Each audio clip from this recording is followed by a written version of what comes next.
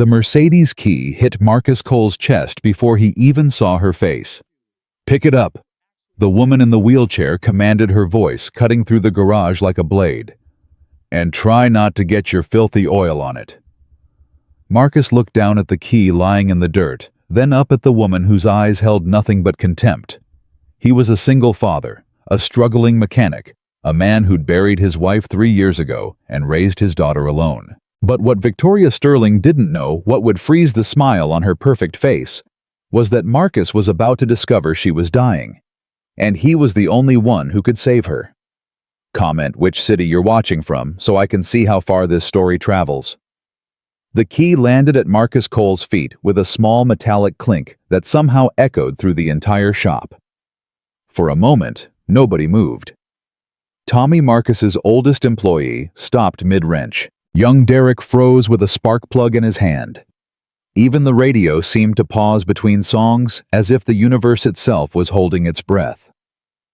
Marcus looked down at the Mercedes key fob lying in the oil-stained dirt of his garage floor. Then he looked up at the woman who'd thrown it. She sat in her wheelchair like it was a throne made of ice. Designer suit that cost more than Marcus made in 3 months. Hair pulled back so tight it looked painful. Everything about her screamed money and power and absolute certainty that people like Marcus existed only to serve people like her. "I said pick it up." Her voice was colder the second time. "Are you deaf or just slow?" Marcus had been running Cole's auto repair for 15 years. He'd dealt with difficult customers before. Angry husbands, stressed mothers, teenagers who thought their daddy's money made them untouchable. But something about this woman was different. Something about the way she looked at him, looked through him, like he wasn't even human. "Ma'am," Marcus said slowly, his voice steady. "I'll be happy to help you, but I'd appreciate if you'd hand me the key like a person instead of throwing it at me like I'm a dog." The woman's eyes narrowed. "Excuse me?" "You heard me." Tommy made a small choking sound behind him. Marcus could feel his employee's shock radiating through the garage. Nobody talked back to customers. Not in this economy. Not when they were 3 months behind on rent and 1 bad review away from closing forever. But Marcus Cole had buried his wife. He'd held his daughter's broken body in his arms and begged God for a miracle.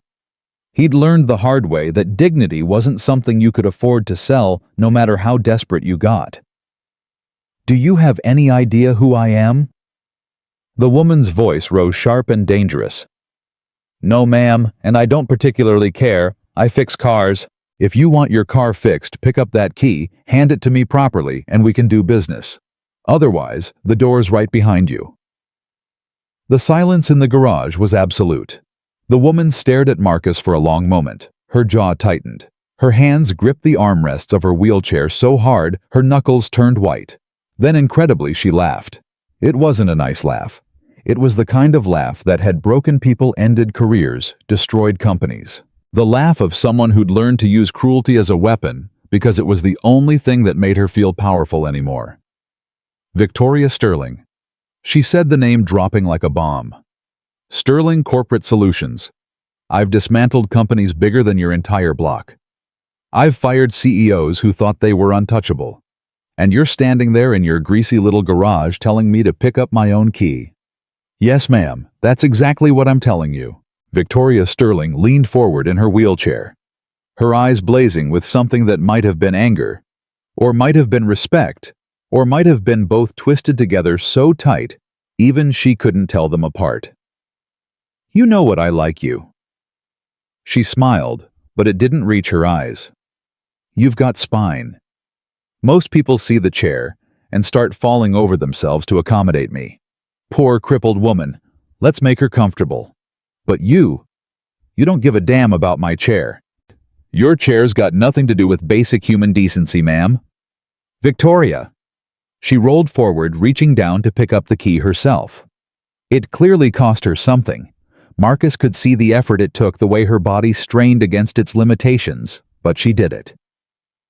"If you're going to be rude to me, at least use my first name." She held out the key. Marcus took it. "Now," Victoria said, her voice back to business. My car is making a noise that shouldn't exist in a vehicle that costs more than your shop. Fix it." Marcus walked toward the Mercedes. It was the most beautiful car he'd ever seen up close. Sleek, powerful, engineered with a precision that made his mechanic's heart ache with appreciation. "What kind of noise?" he asked. "A high-pitched whine. Started 3 days ago. My regular mechanic is in Seattle and apparently incapable of flying to Baltimore when I need him." Marcus popped the hood.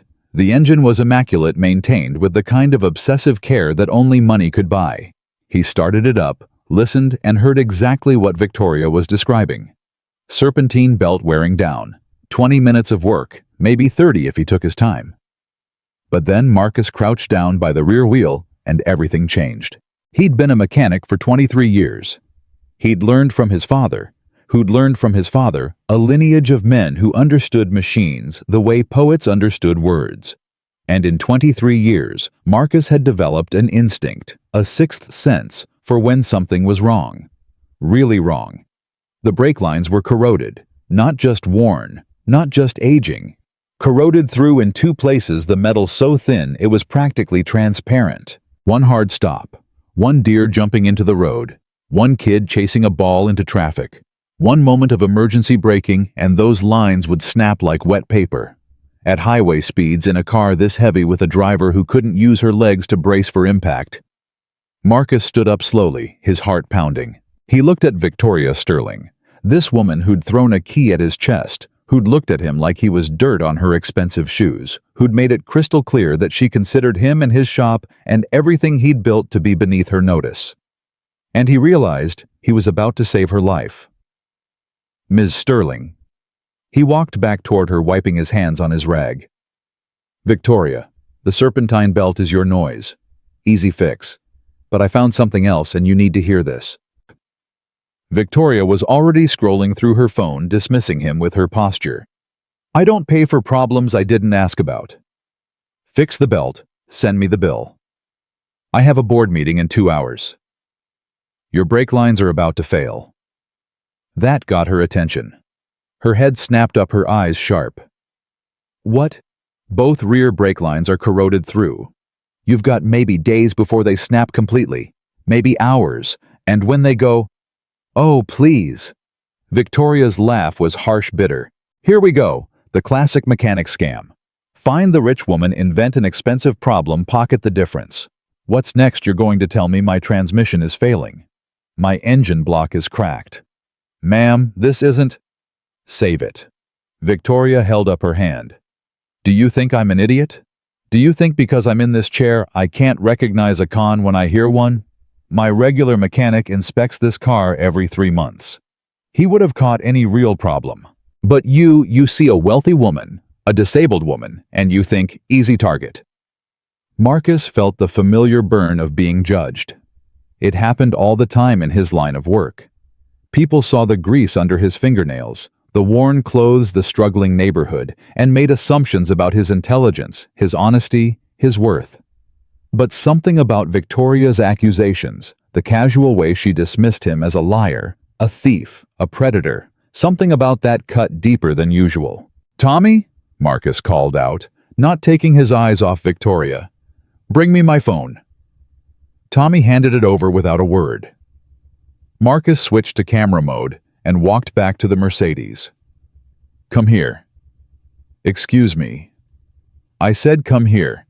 You want to call me a liar? Fine. Look at your own car and tell me I'm lying." Victoria hesitated.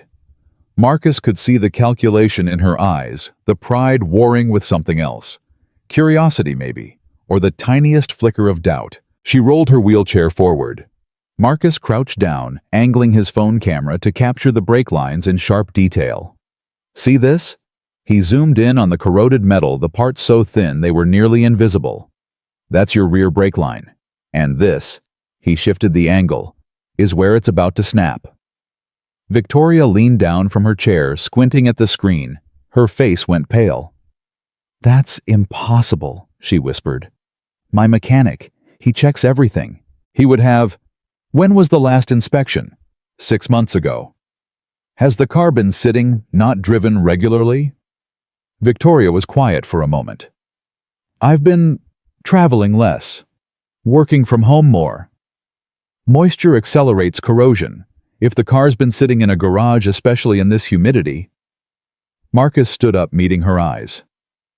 This didn't happen overnight. It's been building, and I'm guessing your mechanic either missed it or didn't look hard enough. Victoria stared at the phone screen for a long moment. Her hands were shaking slightly, gripping her wheelchair's armrests with white-knuckled intensity. How much? She asked. Finally, her voice stripped of its earlier cruelty. To fix everything. Serpentine belt is $60 in parts 1 hour labor.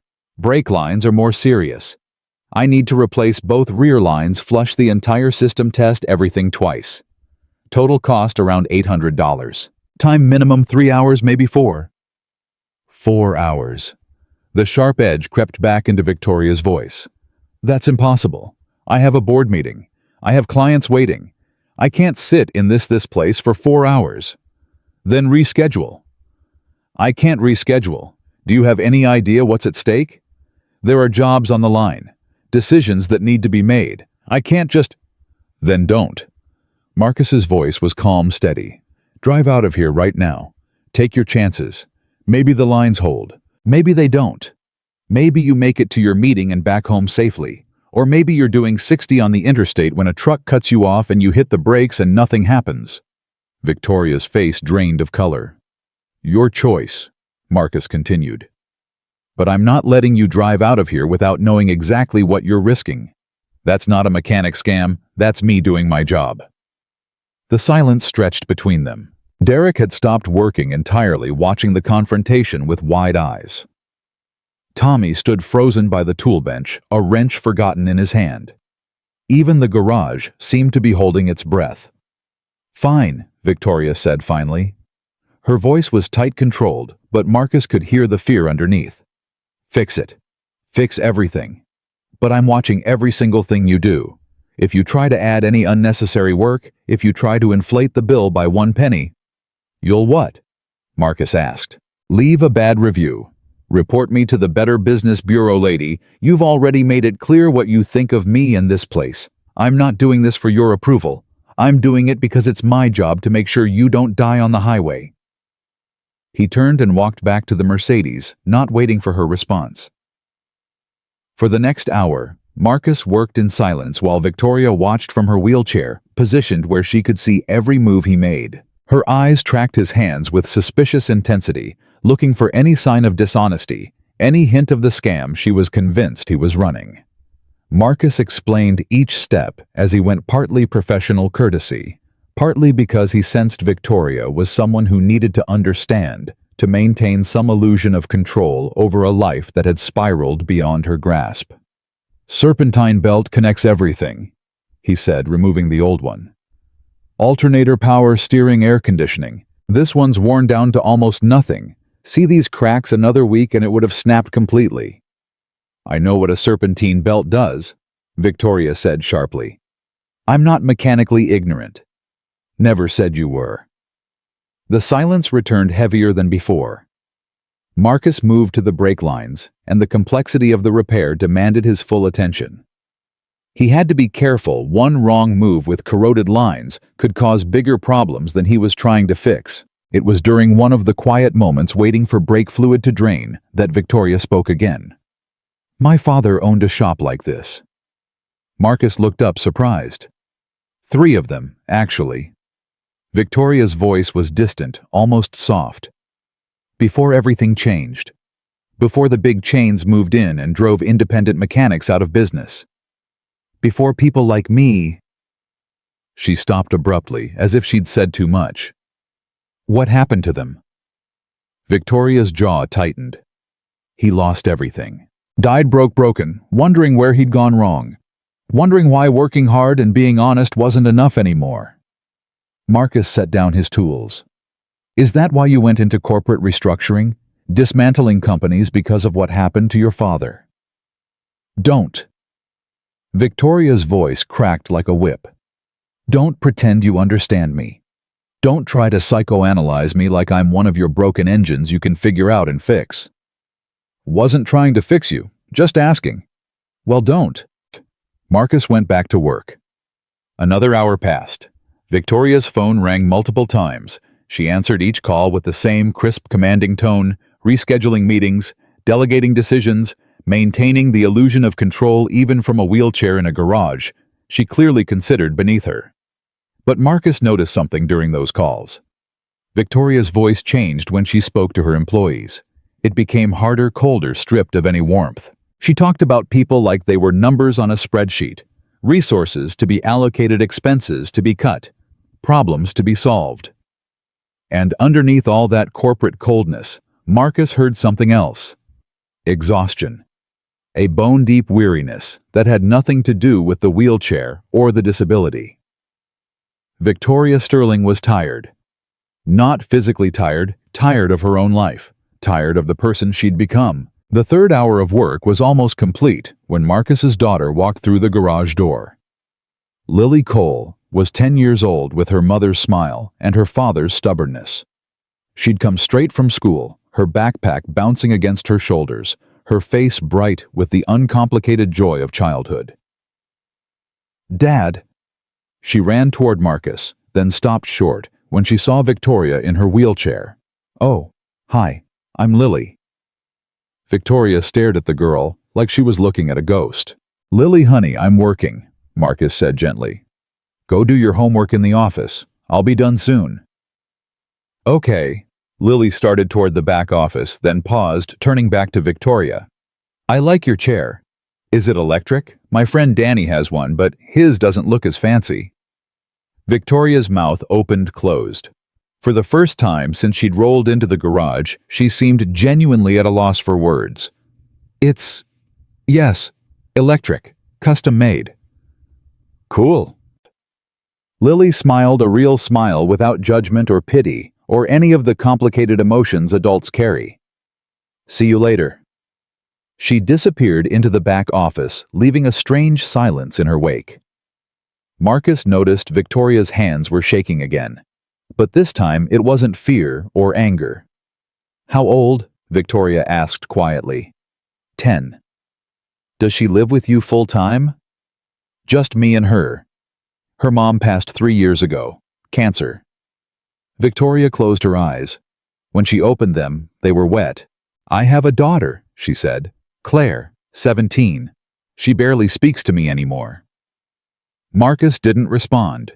He'd learned long ago that some silences needed to be filled by the person carrying the weight, not by well-meaning observers. "She used to visit every weekend." Victoria continued, her voice barely above a whisper. "After my accident 2 years ago, car crash, drunk driver, she was there every single day. Brought me flowers, held my hand, told me everything was going to be okay." "What changed?" Victoria laughed, but it was a broken sound. "I changed. I got angry, so angry I couldn't see straight. Angry at the driver who hit me. Angry at God for letting it happen. Angry at my own body for betraying me. And I took all that anger and I pointed it at everyone around me, including my daughter, until she couldn't stand to be in the same room with me anymore." She looked down at her motionless legs. "Last month was her birthday. She didn't want to celebrate with me. Said she missed having a mother. Said sitting in a room with me just reminded her of everything she'd lost." Marcus set down his tools and walked over to Victoria. He crouched down so they were eye level, looking at her the same way he'd look at anyone, not with pity, not with judgment, just recognition of one human being by another. "Can I show you something?" Victoria frowned. "What?" Marcus pulled out his phone and scrolled to a photo. A little girl in a hospital bed, both legs in casts, her face twisted in agony. "This is Lily. 3 years ago, 6 months after her mom died." Victoria's breath caught. "Drunk driver ran a red light. Hit our car broadside. My wife was killed instantly. Lily's legs were shattered, 8 breaks total. Doctors said she'd probably never walk normally again. Said she'd need braces, crutches, maybe a wheelchair for the rest of her life." He swiped to another photo. Lily gripping parallel bars, tears streaming down her face, determination blazing in her young eyes. "Physical therapy was brutal. She cried every single session, begged me to let her stop. There were nights she screamed that she hated me for making her try, and I almost gave in. Almost let her quit because I couldn't stand watching her suffer. Another photo. Lily taking her first steps without support, her face a mixture of terror and triumph. But her Dr. James Chen, he told me something I'll never forget. He said the body wants to heal. It's designed to heal. But healing requires two things: the right treatment and the courage to endure the pain that comes with recovery. The final photo. Lily from last week running across a soccer field, her legs strong and whole, her smile radiant with joy. She doesn't just walk now, Marcus said. She runs, she plays soccer, she climbs trees and scares me half to death. And none of that would have happened if I'd let her choose comfort over courage. Victoria was crying openly now, tears streaming down her face in a way that suggested she hadn't cried in a very long time. "Why are you showing me this?" she whispered. Marcus stood up, meeting her eyes. "Because I saw something earlier. When you picked up that key, it was hard for you, but you did it. And I thought that's someone who used to fight, someone who used to push through walls. Someone who's forgotten who she was." He reached into his pocket and pulled out a small piece of metal that had fallen from Victoria's purse when she'd transferred to her wheelchair earlier, a medical alert bracelet. Victoria's face went white. "Incomplete spinal cord injury," Marcus read quietly. C6, C7. Incomplete. That means there's still nerve function, still potential for recovery. "Give that back." Victoria's voice was barely audible. "Have you been doing physical therapy? Because if your injury is incomplete, there are treatments." "Stop!" Victoria's hands clenched into fists. "Stop right there. You don't know anything. You're a mechanic. You fix cars, not people." "I fix broken things," Marcus said simply. "That's what I do. I find what's damaged, figure out what needs repair, and I don't stop working until it's fixed. Cars, engines, brake lines, they're all just problems waiting for someone willing to put in the effort." He knelt down in front of Victoria's wheelchair, looking directly into her eyes. "And Victoria Sterling, you're not as broken as you think you are." Victoria shook her head violently. "You don't understand. The doctors said I might walk again, might with intensive therapy. But I couldn't do it. I couldn't handle the hope. Do you understand? Hope is worse than despair. Hope means trying and possibly failing. Hope means believing in something and watching it die. So you chose anger instead." "Yes." The word came out like a sob. "I chose anger because it was easier. I chose cruelty because it was safer. I spent 2 years pushing away everyone who tried to help me because being alone hurt less than risking another failure." Marcus was quiet for a moment. Then he spoke words that would change everything. Dr. Chen, the doctor who helped Lily walk again, moved his practice to Baltimore 6 months ago. He specializes in incomplete spinal cord injuries. He's 15 minutes from here. Victoria stared at him. "I'm going to give you his number," Marcus continued. "And I'm going to make you a promise. If you're willing to try, really try, I believe you can walk again." "That's impossible." Victoria's laugh was harsh, broken. "You're a mechanic in a struggling garage. You can't promise me anything." "Maybe not." Marcus smiled, and it was the first time Victoria had seen warmth in his face. "But I can promise you this, I've never given up on anything broken. Not my daughter, not my shop, not my life after my wife died. And I'm not going to give up on you either." He stood up, pulling out his phone. "I'm sending you Dr. Chen's contact information right now. Tell him Marcus Cole referred you. He'll take care of you." Victoria's phone buzzed with the incoming message. She stared at the screen like it was a live grenade. "Why?" she asked finally. "Why do you care? I've been nothing but cruel to you. I threw a key at your chest. I called you a scammer. I've insulted you in a dozen different ways. So why do you care if I ever walk again?" Marcus thought about Lily's first steps, about his wife's last breath, about 15 years of building something from nothing and refusing to let the world break him. "Because everyone deserves someone who believes in them," he said.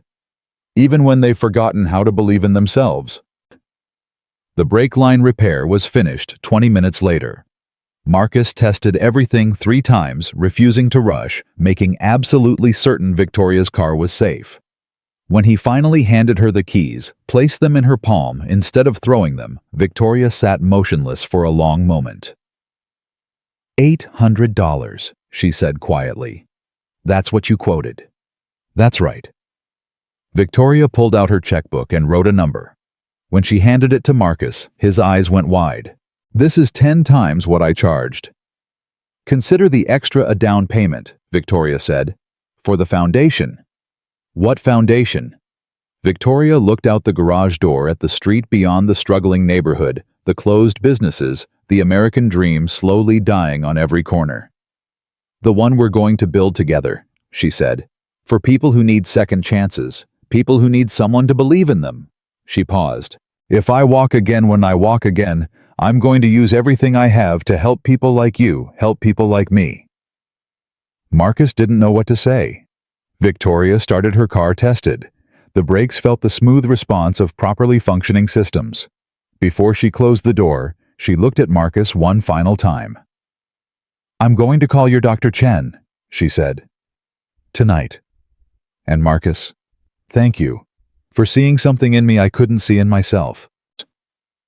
She drove away, leaving Marcus standing in his garage holding a check that could save his business and a hope that could save something far more valuable. 3 blocks away, Victoria Sterling pulled over to the side of the road.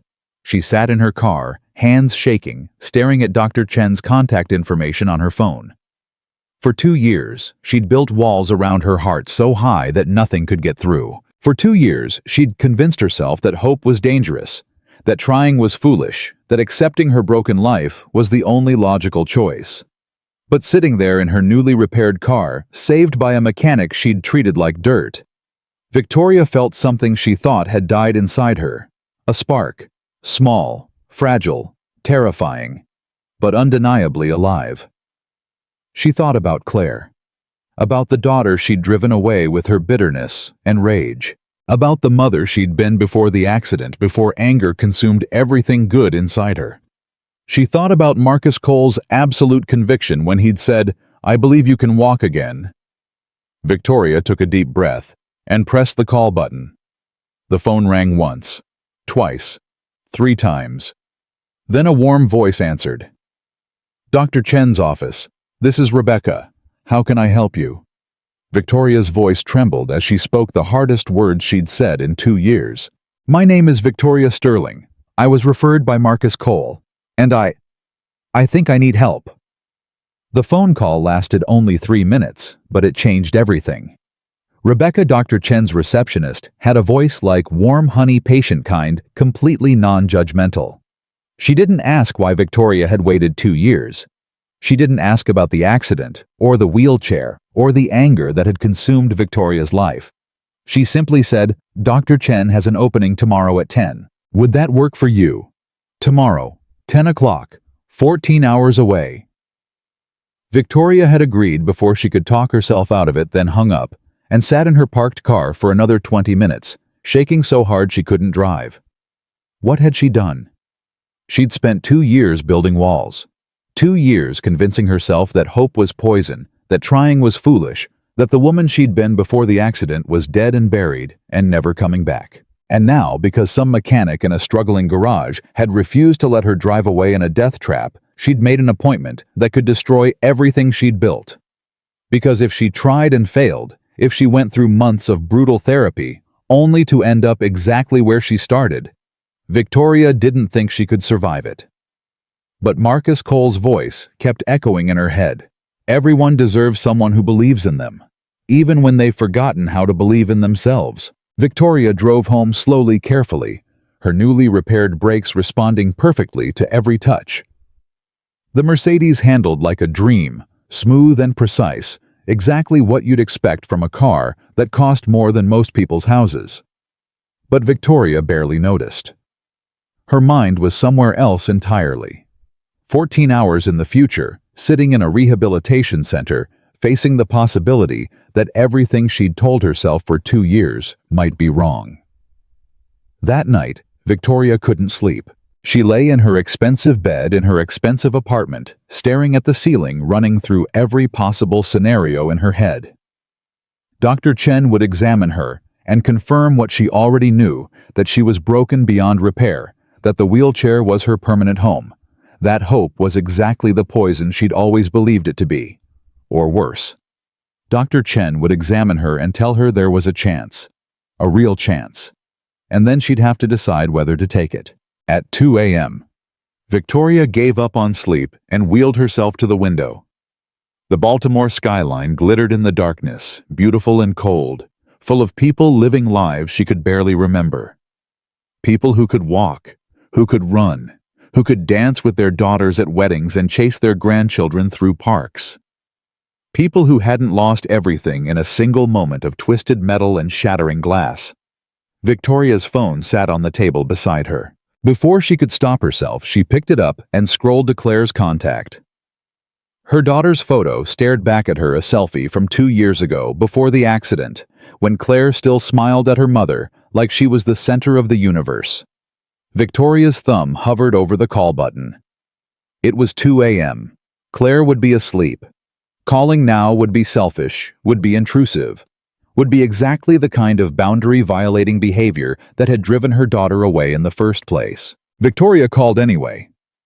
The phone rang 4 times. 5. Victoria was about to hang up when Claire's voice came through, groggy and confused. "Mom, what's wrong? It's 2 in the morning." "I know." Victoria's voice cracked. "I know, and I'm sorry. I needed to hear your voice." Silence on the other end. Victoria could almost hear Claire's defenses going up the walls she'd built to protect herself from her mother's toxicity. "Are you okay?" Claire asked carefully. "Did something happen?" "I met someone today." Victoria laughed, and it came out wet and broken. "A mechanic. My car broke down in this terrible neighborhood, and I had to take it to this struggling little garage, and there was this man, this single father with grease on his hands and holes in his boots, and I was awful to him, Claire. I was so awful." "Mom." "I threw my keys at him like he was a dog. I called him a scammer when he tried to save my life. I looked at him like he was nothing, like he was dirt, like he wasn't even human. And do you know what he did?" Claire was quiet, waiting. "He fixed my car anyway. He found a problem that could have killed me. My brake lines were about to fail, and he fixed it even though I'd been terrible to him. And then he looked me in the eyes and told me he believed I could walk again." Victoria heard Claire's sharp intake of breath. "He has a daughter." Victoria continued, tears streaming down her face. 10 years old. She was in an accident 3 years ago. Doctors said she'd never walk normally again, but he didn't give up on her. He found the right doctor, pushed her through therapy, refused to let her quit even when she begged him to stop. And now she runs Claire. She plays soccer. She's whole again because her father believed in her when she couldn't believe in herself. "Mom." Claire's voice was thick with emotion. "What are you saying?" "I'm saying I have an appointment tomorrow, with the same doctor who helped his daughter. I'm saying—" Victoria stopped struggling to get the words out. "I'm saying I want to try. I want to fight. I want to be the mother you used to know, not this bitter, broken woman I've become." The silence stretched so long that Victoria thought Claire had hung up. Then she heard it. A sob. Her daughter was crying. "I've been waiting," Claire whispered. "For 2 years, Mom. I've been waiting for you to say something like this. I've been praying for you to come back to me." "I'm so sorry." Victoria was crying too now, ugly crying, the kind she hadn't allowed herself since the accident. "I'm so sorry for everything. For pushing you away. For being cruel. For making you feel like you'd lost your mother when I was right here the whole time. It's okay. It's not okay. None of this is okay. But I want to make it better. I want to try. Will you—" Victoria's voice broke completely. "Will you help me?" "Yes. Claire's answer came immediately fierce and certain. God, yes, Mom, I'll help you. Whatever you need, I'll be there. They talked until the sun came up. Really talked for the first time in 2 years. About Claire's life her senior year, her college applications, the boys she'd been dating for 3 months, and hadn't told her mother about because she couldn't bear another conversation filled with criticism and disappointment. About Victoria's life, the accident, the anger, the way she'd let bitterness consume everything good inside her until there was nothing left but sharp edges and cold fury. About the future, uncertain, terrifying, but somehow possible, in a way it hadn't been 24 hours ago. When they finally hung up, Victoria felt something she hadn't felt in 783 days. Hope. Small and fragile and absolutely terrifying, but alive. The rehabilitation center didn't look like Victoria expected. She'd prepared herself for sterile white walls, harsh fluorescent lighting, the antiseptic smell of medical facilities that had become her personal hell over the past 2 years. Instead, she found warm colors, natural light streaming through large windows, and equipment that looked more like a high-end gym than a hospital. Mrs. Sterling. A nurse appeared in the doorway, her smile genuine and warm. Dr. Chen is ready for you. Victoria's hands tightened on her wheelchair's armrests. Every instinct screamed at her to turn around to wheel herself out of this building and never come back to retreat to the safety of her anger and her walls and her carefully constructed hopelessness. But Marcus Cole's voice echoed in her head. I fix broken things. That's what I do. Victoria rolled forward. Dr. James Chen was not what she expected either. He was in his 50s, with kind eyes and surprisingly muscular forearms, wearing casual clothes instead of a white coat. When he shook her hand, his grip was firm but gentle. Mrs. Sterling, he said, his voice carrying a trace of an accent she couldn't place. Marcus Cole speaks very highly of you. Victoria's eyebrows rose. Does he? That's generous considering I was unspeakably rude to him. He mentioned that too. Dr. Chen smiled. He also said you apologized, which apparently made quite an impression. Marcus doesn't refer patients to me lightly. He only sends people he believes are ready to fight. I don't know if I'm ready to fight, Victoria admitted. I'm here because I made a promise I'm already regretting. Honesty. Dr. Chen nodded appreciatively. Good. We'll need a lot of that. May I examine you? The examination was unlike anything Victoria had experienced in 2 years of medical appointments. Dr. Chen didn't just check her reflexes and range of motion. He asked questions, dozens of them, about her accident, yes, but also about her life before. Her work, her daughter, her dreams. You used to run marathons, Dr. Chen observed, reading through her medical history. Boston, New York, Chicago. Impressive. Used to. Victoria emphasized the past tense bitterly. Dead dreams. Are they? Dr. Chen's eyes met hers. Or are they just dreams that require a different path? Victoria laughed harshly. I can't feel my legs, Dr. Chen. I think the marathon dreams are definitively dead. Dr. Chen set down the file and pulled up a chair directly across from Victoria, sitting so they were at eye level. Tell me something, he said. When you ran those marathons, did you ever hit a wall? A point where your body screamed at you to stop, where every muscle burned and your mind told you it was impossible to continue. Of course, every marathon has a wall. And what did you do when you hit it? Victoria was quiet for a moment, remembering. I kept running, because stopping meant failing, and I don't fail. You don't fail, Dr. Chen repeated softly. Except you've been failing for 2 years now, haven't you? Failing to try, failing to hope, failing to fight for yourself the way you fought through those marathons. The words hit like a physical blow. You don't understand, Victoria whispered. Running through pain when you know you'll finish is different from fighting when you might fail, when you probably will fail. You're right, Doctor, Chen agreed. It is different. It's harder. It requires more courage, not less. He pulled up images on his computer scans of Victoria's spine, detailed and color-coded. He pointed to specific areas, explaining in terms she could understand. Your spinal cord injury is at C6-C7, incomplete classification.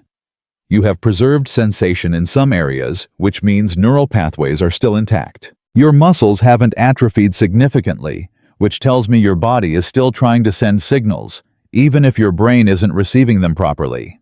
He pulled up another image. This is remarkable, actually. Most patients with incomplete injuries who don't pursue immediate therapy show significant degradation within the first year. But you, he gestured at the screen, you're maintaining. Almost like your body is waiting for you to decide to use it again. What are you saying? Victoria's voice shook. I'm saying that with intensive therapy, and I mean intensive, Victoria, not casual physical therapy twice a week, there's a realistic chance you could regain significant function.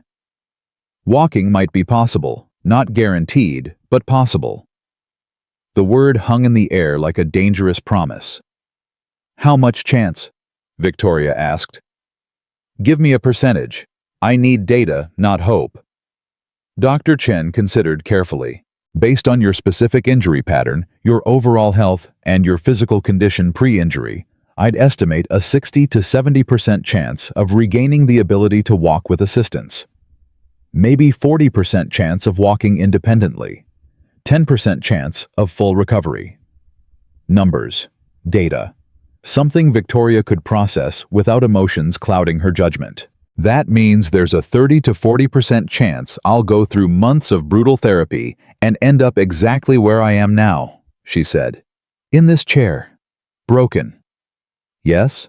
Dr. Chen agreed. That's the risk. But Victoria, there's a 100% chance that if you don't try, you'll stay exactly where you are. The question isn't whether you might fail. The question is whether you can live with yourself if you don't try. Victoria closed her eyes, feeling the weight of 2 years pressing down on her chest. I have a daughter, she said suddenly. Claire? She's 17. Smart, beautiful, everything I could have hoped for. She opened her eyes and they were wet. And she barely speaks to me anymore. She visits once a month out of obligation, stays for an hour, and leaves. Do you know what I see in her eyes when she looks at me? Pity. And disappointment. Not because I'm in a wheelchair. Claire would never judge me for that, but because I've become someone she doesn't recognize. Someone bitter and cruel, and so consumed by anger that there's nothing left of the mother she used to know. So change, Dr. Chen said simply. Become someone she can recognize again. It's not that simple. It's exactly that simple. Not easy, simple and easy are very different things. You've spent 2 years choosing bitterness because it was easier than choosing hope. Now choose differently. Victoria shook her head, overwhelmed. I don't know if I can. Then let me ask you something else, Dr. Chen said. If Claire came to you right now and said she wanted to try something difficult, something scary, something she might fail at, what would you tell her? The answer came immediately. I'd tell her to try anyway. That failure is temporary, but regret is permanent. That she's stronger than she knows. And yet you won't give yourself the same advice. Victoria had no response to that. Dr. Chen stood walking to the window. I'm going to be honest with you, Victoria. I don't take every patient who comes through that door. Rehabilitation from spinal cord injury requires total commitment from both therapist and patient. If you're not ready to fight, I can't help you. So you're rejecting me? Victoria felt a flash of her old anger. No. Doctor. Chen turned back to face her. I'm asking you to make a choice. Not today. Not right now. But soon. Because if you commit to this, I'm committing everything I have to helping you. But I won't waste my time or yours if you're just going through the motions to satisfy a promise you made to a mechanic. He pulled out a business card and handed it to Victoria. This is my personal number. When you've decided, really decided, call me. We'll start immediately. Victoria took the card with shaking hands. And if I decide I can't do it, then you go back to your life exactly as it is, Dr. Chen said gently. And in 10 years, when Claire has children of her own, you can explain to your grandchildren why you chose to stay in that chair when you had a chance to fight for something better. The words were harsh but necessary. Victoria felt them cut through every excuse she'd built over 2 years. Dr. Chen walked her to the door, his hand briefly touching her shoulder. Marcus Cole told me something interesting when he called to refer you, he said. He said you were the strongest person he'd met in years, even if you'd forgotten it yourself. I think he's right. Victoria drove home in a daze. Dr. Chen's card sat on the passenger seat like a live grenade. 60 to 70% chance. Not guaranteed, not certain, but possible. When she got back to her apartment, Victoria didn't go inside immediately. Instead, she sat in her car, staring at nothing, running through everything Dr. Chen had said. You've been failing for 2 years. Failing to try. Failing to hope. Failing to fight. Was that true? Had she really spent 2 years failing? Victoria thought about the woman she'd been before the accident, the marathon runner who'd never quit, the corporate executive who'd built an empire through sheer force of will, the mother who'd promised Claire the world and meant every word. That woman felt like a stranger now, a ghost from a life that belonged to someone else. But sitting in her car, holding Dr. Chen's business card, Victoria realized something that made her chest ache. That woman wasn't dead, she was just hiding. Buried under 2 years of grief and anger and fear, waiting for permission to come back. Victoria pulled out her phone and called Marcus Cole. He answered on the second ring. Victoria. I went to Dr. Chen, she said without preamble. He examined me. He says there's a 60 to 70% chance I could walk again with intensive therapy. Silence on the other end. 60 to 70%. Marcus repeated slowly. That's incredible. That's terrifying, Victoria corrected. That means there's a 30 to 40% chance I'll fail, that I'll go through months of brutal therapy and end up exactly where I started. So you might fail. And, Victoria's voice rose. And that's the whole problem. I can't. I don't know how to fail, Marcus. I've never failed at anything in my life.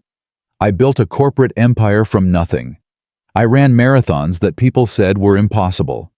I've always been the person who wins, who succeeds, who pushes through every obstacle. And now you're scared, Marcus finished for her. You're scared because for the first time in your life, you can't guarantee the outcome. You can't work harder, or push through, or force success through sheer willpower. You have to trust the process and accept that you might not get the result you want. Victoria was crying again. She hated how much she'd been crying lately. 2 years of building walls and Marcus Cole had torn them down in a single day. How do I do this? She whispered. How do I try when I might fail? The same way anyone does, Marcus said. One step at a time, one day at a time, one choice at a time. That's not helpful. It's the only thing that is helpful.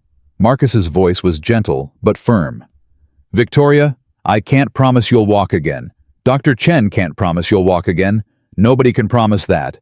But I can promise you this: if you don't try, you'll never know what might have been. And that kind of regret, that's worse than any failure.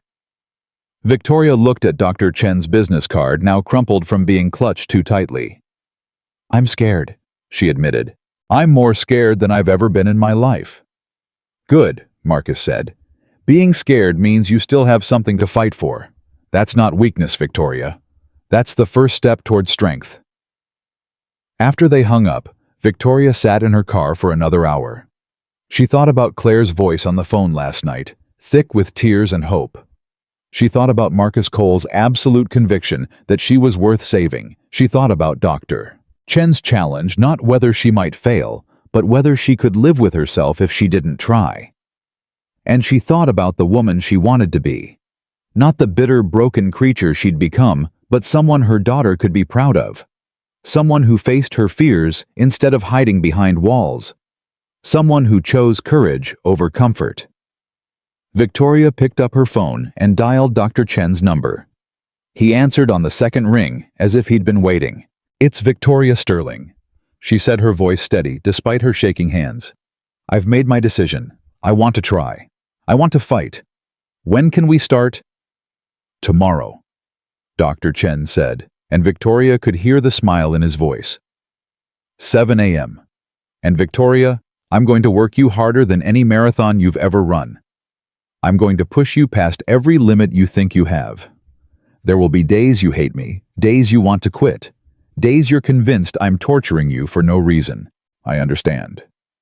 But if you give me everything you have, if you fight with the same determination that got you through Boston and New York and Chicago, I believe we can make Marcus Cole's promise come true." Victoria looked down at her legs, still motionless, still useless, still a constant reminder of everything she'd lost. But for the first time in 783 days, she didn't just see loss when she looked at them, she saw possibility. "I'll be there at 7, she said. "And Dr. Chen, thank you for giving me a chance." "Don't thank me yet," Dr. Chen replied.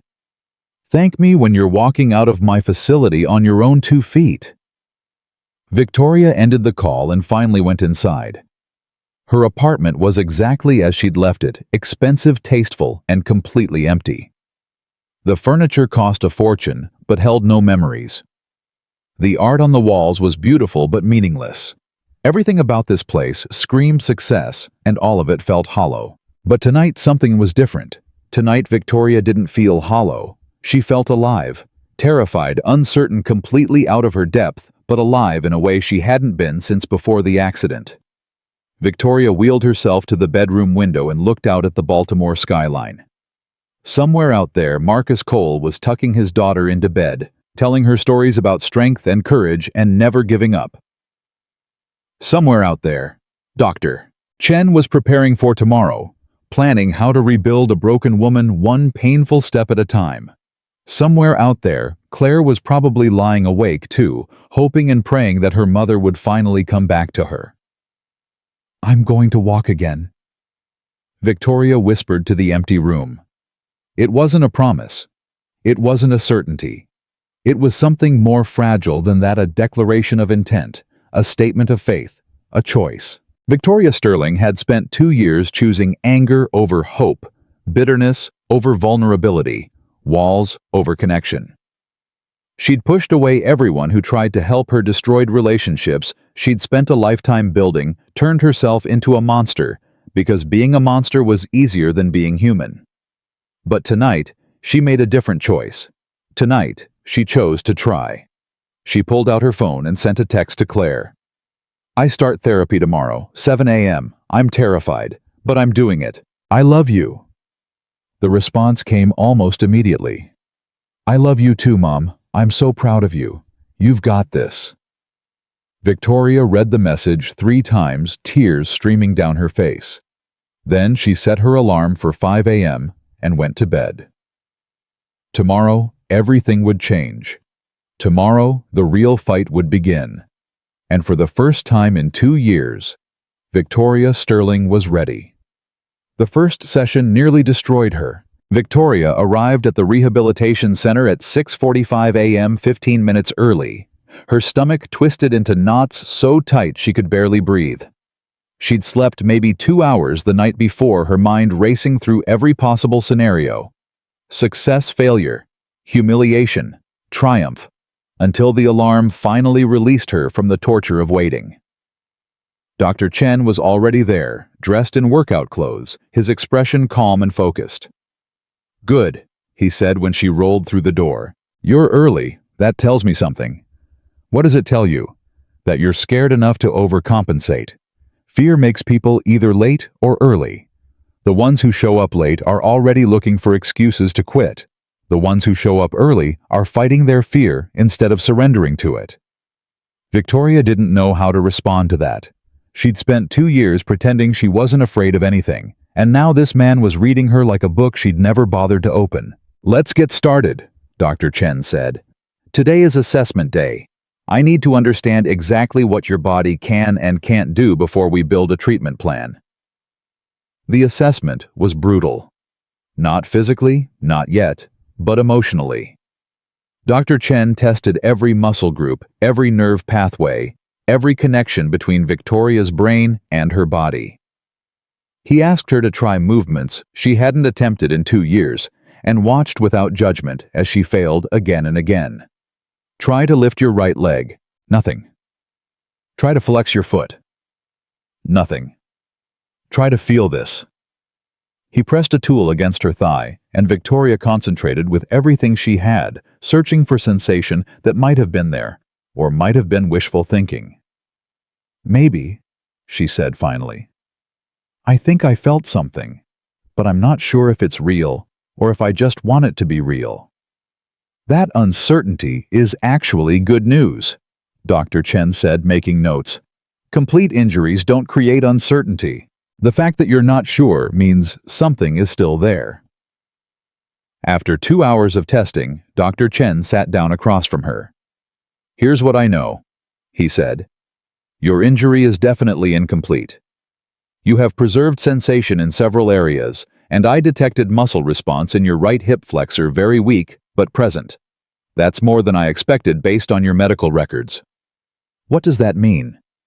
It means your body has been waiting for you. 2 years of doing nothing, and you still have more function than most patients who've been in aggressive therapy for months. Dr. Chen leaned forward. Victoria, I'm going to be direct with you.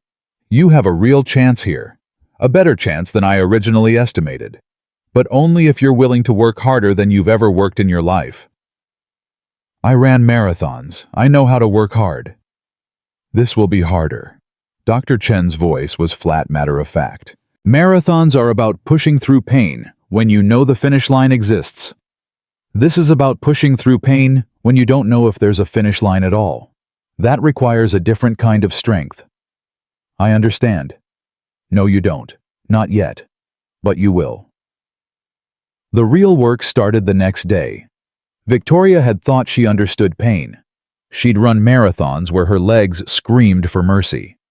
She'd pushed through injuries that would have stopped lesser athletes. She'd built a corporate empire through sheer force of will, crushing obstacles that would have broken anyone else. But this was different. Again, Dr. Chen commanded. Victoria lay on the therapy table, sweat soaking through her clothes, every muscle in her body trembling from exertion. The exercise was simple. In theory, engage her core. Activate her hip flexors, try to create the smallest movement in her right leg. She'd been trying for 45 minutes. Nothing had happened. I can't, she gasped. It's not working. I told you this was pointless. You're trying to use strength, Dr. Chen said, placing his hand on her abdomen. Stop, breathe, feel the connection between your brain and your body. It's still there, Victoria. You just have to remember how to find it. I've been trying for almost an hour. There's nothing to find. Again. Victoria wanted to scream. She wanted to throw something, to curse, to wheel herself out of this place and never come back. Dr. Chen was torturing her for no reason. The connection was gone. Her legs were dead weight that would never respond no matter how hard she tried. But she thought about Marcus Cole's face when he'd promised to make her walk again. She thought about Claire's voice on the phone, thick with hope and tears.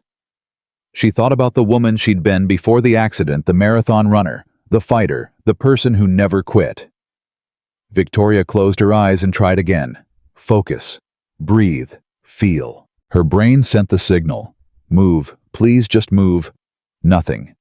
I hate this, Victoria whispered. I hate you. I hate Marcus Cole for convincing me to try. Good, Dr. Chen said. Anger is energy. Use it. What? You've spent 2 years being angry at the world. Now be angry at your injury. Be furious with your body for not cooperating. Channel every ounce of that rage into making something happen. It was the strangest therapy advice Victoria had ever heard. But she tried. She thought about her ex-husband who'd called her damaged goods and walked away. She thought about every pitying look from strangers who saw the wheelchair before they saw her. She thought about 2 years of wasted time, wasted life, wasted everything. She thought about Claire's face the last time she'd visited, the disappointment, the exhaustion, the grief for a mother who was still breathing, but somehow already gone. Victoria got angry. Not sad angry. Not defeated angry, pure burning fight-back angry. She took a breath, focused every molecule of rage in her body, and sent the signal one more time. Her right toe moved, barely a millimeter. So small it might have been imagination, but Dr. Chen saw it. "There," he said quietly, his hand still on her abdomen. "You felt that, didn't you?" Victoria's breath caught. "Did I? Was that real?" "Again," Dr. Chen commanded. "Right now, while the pathway is active." Victoria tried again, and this time she felt it the faintest sensation, like static electricity running from her brain down her spine into her leg. Her toe moved again. Definitely this time, visible. Victoria started crying. Not from frustration this time, but from something she'd thought was dead inside her. Joy. Pure, overwhelming, terrifying joy. "I did it," she whispered. "Oh my God, I actually did it." "That's your baseline," Dr. Chen said, making notes on his tablet. "That tiny movement is where we start. Tomorrow we try for 2 millimeters. Next week maybe we get your whole foot involved. In a month," Victoria's hope blazed bright. "In a month, I'll be walking." Dr. Chen's expression sobered. "In a month, you might be able to lift your leg an inch off the table." The joy dimmed. "What?" "Victoria, I need you to understand something crucial. What just happened, that tiny toe movement, represents weeks of progress for most patients. You're going to need patience I'm not sure you possess." "How long?" Victoria's voice was barely audible. "How long until I walk?" "If everything goes perfectly. 6 months minimum. More realistically, a year. Maybe longer." "A year?" Victoria's heart cracked. "A year of this. A year of harder than this," Dr. Chen corrected. "What we did today was the easy part. Next week I'm introducing electrical stimulation. It's going to hurt. The week after we add weight resistance. That's going to hurt more. We're going to rebuild neural pathways your brain forgot existed, and the process is going to be agonizing." He sat down beside her, his expression serious. "This is your last chance to walk away, Victoria. Once we really begin, once you commit to the full protocol, backing out means wasting months of progress. So I'm asking you now, with full knowledge of what's ahead, are you absolutely certain you want to do this?" Victoria thought about that single toe movement, about the electrical sensation of her brain reconnecting with her body, about Claire's voice on the phone, saying she'd been waiting for her mother to come back. "I'm certain," she said. The weeks that followed were the hardest of Victoria's life. Every session pushed her to the breaking point. Every exercise demanded more than she thought she had to give. Every tiny progress was followed by setbacks, plateaus, moments where it seemed like all her effort was accomplishing nothing. "Again," Dr. Chen would say, and Victoria would try again. "Again," he would say, and she would fail again. "Again," he would say, and sometimes she would succeed. 3 millimeters, 5 millimeters, a centimeter. Progress so small, it felt meaningless, like trying to empty the ocean with a teaspoon. But Victoria kept showing up. Every morning at 7 a.m., every session lasting 3 hours, every day ending with her body screaming and her spirit barely hanging on. Claire started visiting the rehabilitation center. At first just once a week, then twice, then almost every session. She'd sit in the corner, watching her mother fight, cheering every tiny victory, holding her hand through every crushing defeat.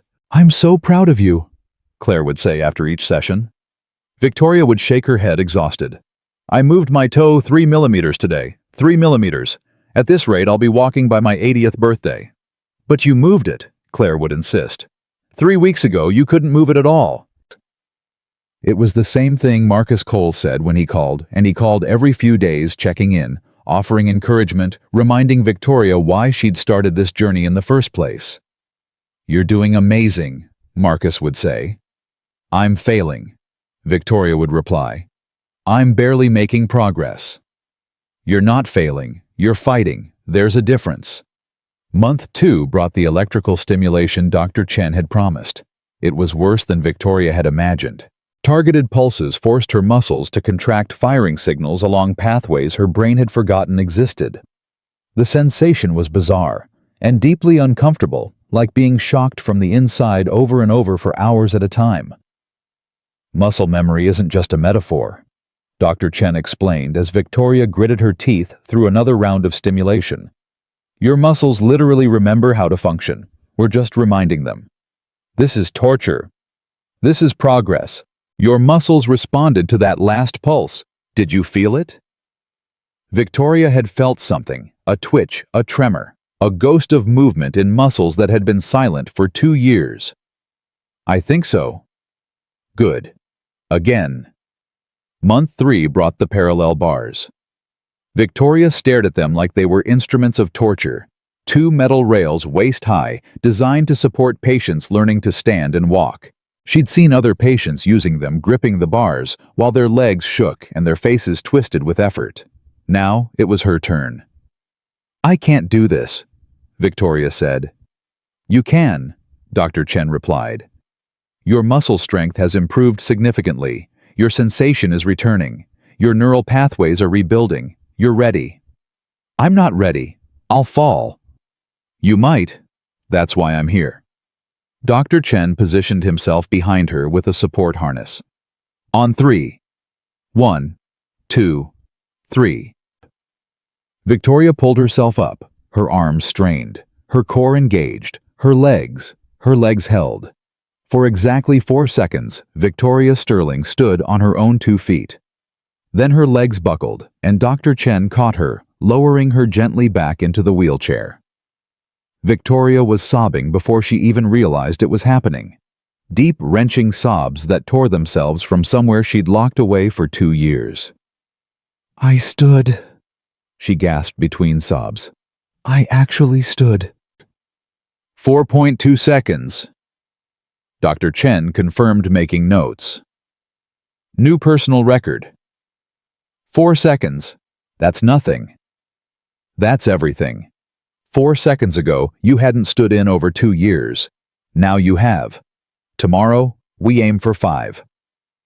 That night, Victoria called Marcus. I stood today, she said, her voice still thick with emotion. Just for a few seconds. But I stood.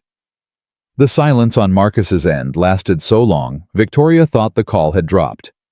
Marcus. I'm here. His voice was rough, emotional, in a way she'd never heard from him before.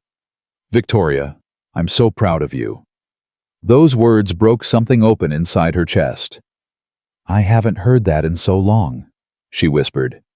Not from my ex-husband, not from my colleagues.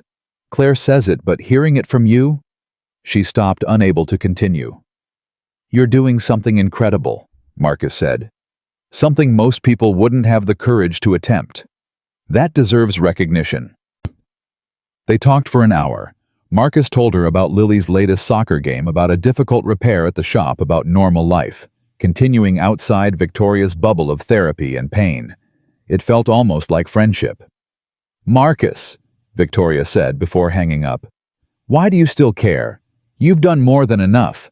You saved my life with the brake lines. You connected me with Dr. Chen. You don't owe me anything else. I don't do it because I owe you something, Marcus replied. I do it because some people are worth believing in, even when they've forgotten how to believe in themselves. Month 4 brought crisis. Victoria woke up one morning and couldn't move her legs at all.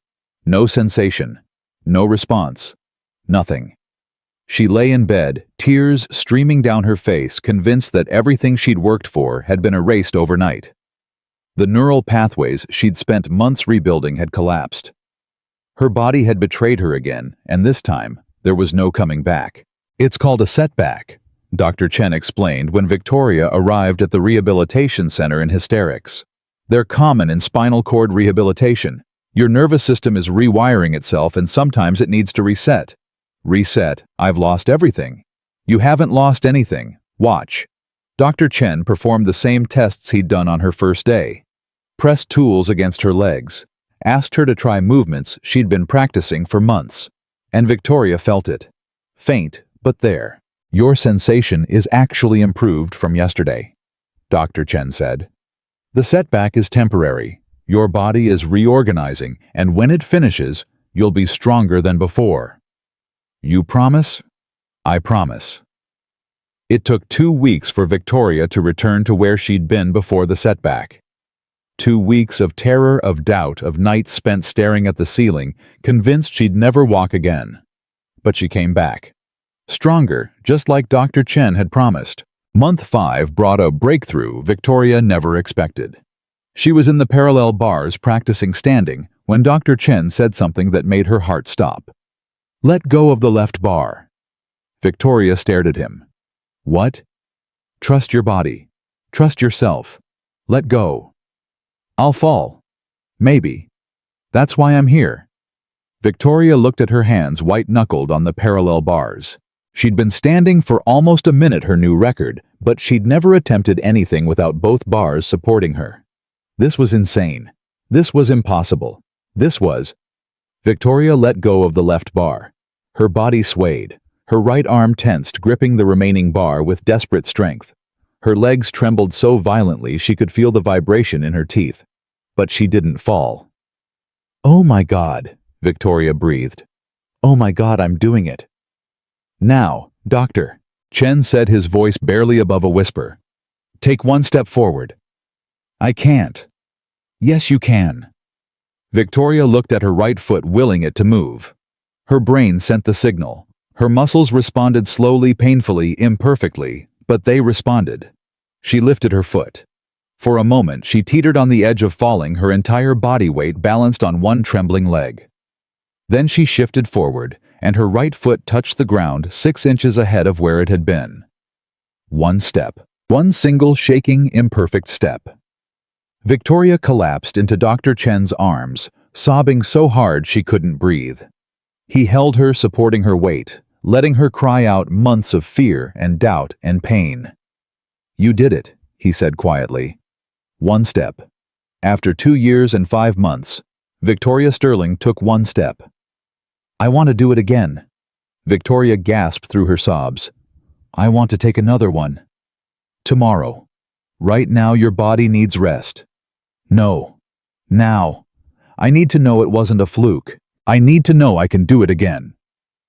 Dr. Chen hesitated, then nodded. He helped Victoria back to the parallel bars, positioned her carefully, made sure she was stable. Whenever you're ready, he said. Victoria gripped the right bar with her right hand, leaving her left arm free. She focused on her legs, on the connection she'd spent 5 months rebuilding, on the anger and hope and determination that had gotten her this far. She took another step, then another. 3 steps total. 3 small, shaking, miraculous steps. Victoria looked up at Dr. Chen, tears streaming down her face, and started laughing. Not the bitter, broken laugh she'd used like a weapon for 2 years. A real laugh full of joy and disbelief and something that felt dangerously close to happiness. I took 3 steps, she said. I can't believe I took 3 steps. Believe it, Dr. Chen replied, and he was smiling too. Because tomorrow we're going for 4. That night, Claire drove Victoria home from the rehabilitation center. They sat in silence for the first few minutes, both of them processing what had happened. Then Claire spoke, her voice thick with emotion. Mom, I need to tell you something. What? When you called me that night, 2 a.m. out of nowhere, talking about a mechanic who'd saved your life, I thought you were having a breakdown. I thought you'd finally cracked under the weight of everything you'd been carrying. Victoria said nothing, letting her daughter continue. But then you started therapy, and I watched you fight. Every session, every setback, every tiny victory. I watched you become someone I recognized again. Claire's voice broke. I watched my mom come back. I'm not all the way back yet, Victoria said quietly. 3 steps isn't walking. 3 steps is everything. Claire pulled the car over to the side of the road and turned to face her mother. Do you remember what you used to tell me when I was little? When I was scared to try something new? Victoria shook her head. You used to say, courage isn't being unafraid. Courage is being terrified and doing it anyway. Claire's eyes were wet. I watched you live those words, Mom. For 5 months I watched you be terrified and do it anyway. And I have never been prouder of anyone in my entire life." Victoria reached across the car and pulled her daughter into a hug. They held each other for a long time, crying and laughing and healing wounds that had festered for 2 years. "I'm sorry," Victoria whispered, "for everything. For pushing you away. For becoming a monster. For making you feel like you'd lost your mother." "You're here now," Claire replied. "That's what matters. You're here, and you're fighting, and you're coming back. That's all I ever wanted." They drove the rest of the way home in comfortable silence. When they arrived at Victoria's apartment, Claire helped her mother transfer from the car to the wheelchair. But before Victoria could wheel herself inside, Claire stopped her. "Wait," Claire said. "I want to try something." "What?" Claire positioned herself in front of Victoria, holding out her hands. "Stand up." "Claire, I don't have the parallel bars." "You have me. Stand up. I'll support you." Nalahua. Victoria looked at her daughter's outstretched hands, at the determination in her young face, at the love that had somehow survived 2 years of cruelty and neglect. She reached out and took Claire's hands. Then slowly, carefully, Victoria Sterling stood up. Her legs shook. Her balance was precarious. But Claire held her steady, and Victoria stood in the parking lot of her apartment building, holding her daughter's hands, standing on her own 2 feet. "I love you, Mom," Claire said. "I love you too, sweetheart." They stood together for 30 seconds, a new record, before Victoria's legs gave out and she sank back into the wheelchair. But those 30 seconds changed everything. Because Victoria realized, sitting in her wheelchair with her daughter's hand still clasped in hers, that walking wasn't the real goal. It had never been the real goal. The real goal was this: connection, love, being the mother Claire deserved. And that goal Victoria realized she'd already achieved. The walking would come. Step by step, day by day, month by month. She would fight and struggle and probably cry more tears than she thought she had left. But she would get there. Because Victoria Sterling had finally remembered who she was. A fighter. A survivor. A mother who would move mountains for her daughter. A woman who refused to stay broken. Month 6 brought the moment Victoria had been dreading. She stood in the parallel bars, gripping both rails, her legs trembling with the effort of holding her weight. Dr. Chen had just finished telling her something that made her blood run cold. "Your progress has stalled," he said, his voice carefully neutral. "For the past 3 weeks, you've been at the same level. 10 steps with the bars, 5 steps with the walker. No improvement." "I've been trying," Victoria said through gritted teeth.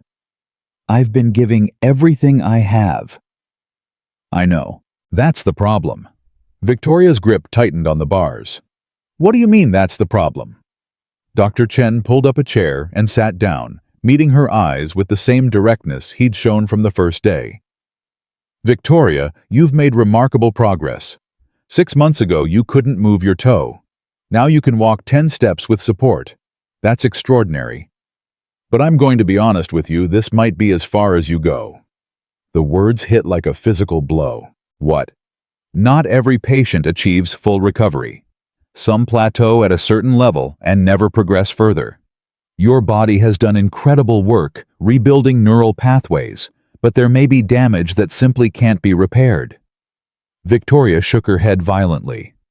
"No, that's not acceptable. You told me I had a 60 to 70% chance of walking with assistance. I'm walking with assistance. You said 40% chance of walking independently.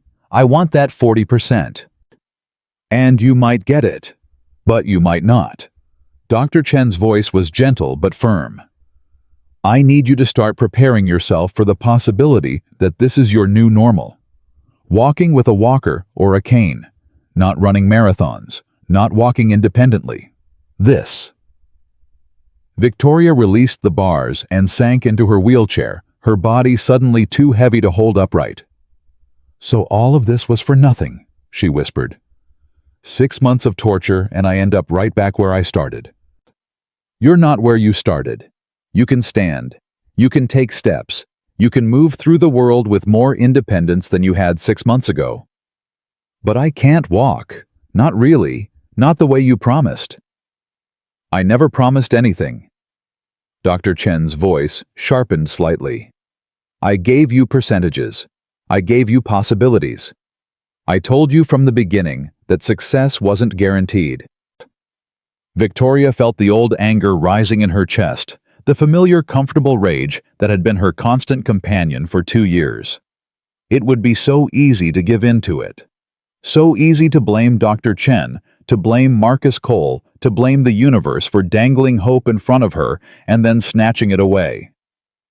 But then she thought about Claire.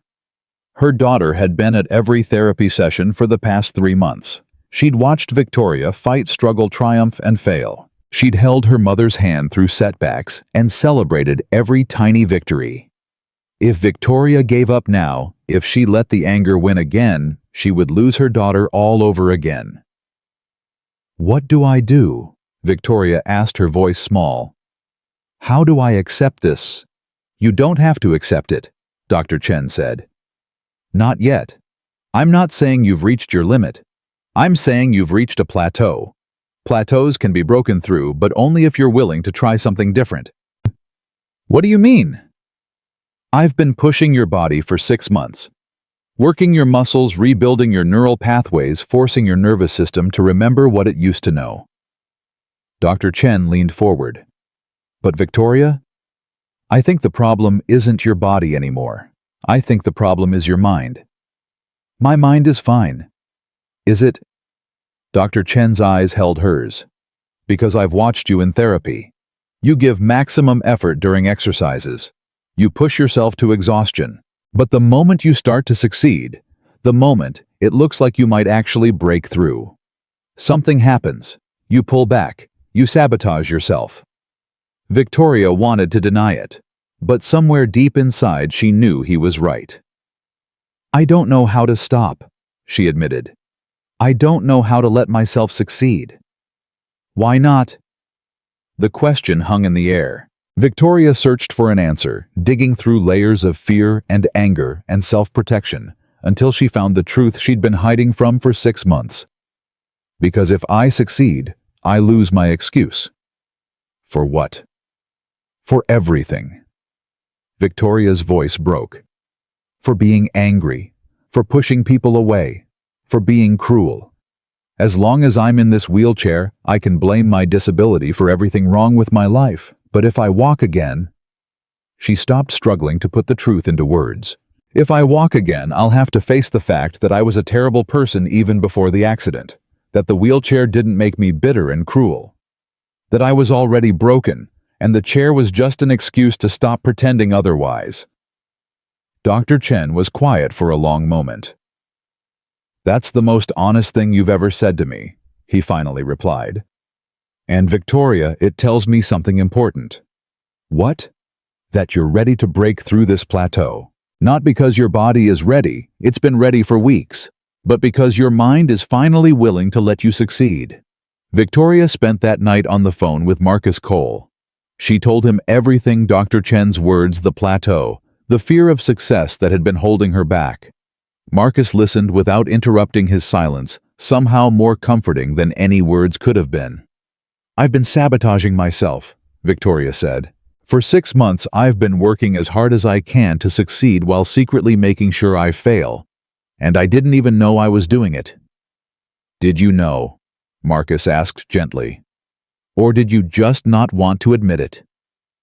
Victoria was quiet for a long moment. Maybe both. Victoria, can I tell you something about Lily's recovery? Please. There was a moment about 4 months into her therapy when she stopped making progress. Same thing Dr. Chen described. She was trying as hard as she could, but nothing was working. Her physical therapist said her body was ready to take the next step, but something was holding her back. What was it? She was afraid that if she got better, I'd stop paying attention to her. Marcus's voice was thick with emotion. Her mom had just died. I was working double shifts to pay the medical bills. The only time she had my undivided attention was during therapy. So part of her, a part she didn't even know existed, was making sure she stayed sick, because sick meant I'd keep showing up. Victoria felt tears streaming down her face. How did she get past it? I quit my second job, told her I was going to be there whether she was sick or healthy, that my love wasn't dependent on her needing me. Marcus paused. She walked independently 2 weeks later. You think that's what's happening with me? I think you've spent 2 years believing you don't deserve to be happy, believing you have to earn love, earn success, earn everything. And part of you is terrified that if you walk again, you'll have to face a world where there are no excuses, where you're responsible for your own happiness. Victoria closed her eyes, letting the truth of his words wash over her. How do I stop being afraid? You don't, Marcus said simply. You just decide that being afraid isn't a good enough reason to stay stuck. You choose to move forward even though it's terrifying. That's what courage is, not the absence of fear, but the decision that something else matters more. What matters more? That's for you to figure out. But Victoria, I think you already know.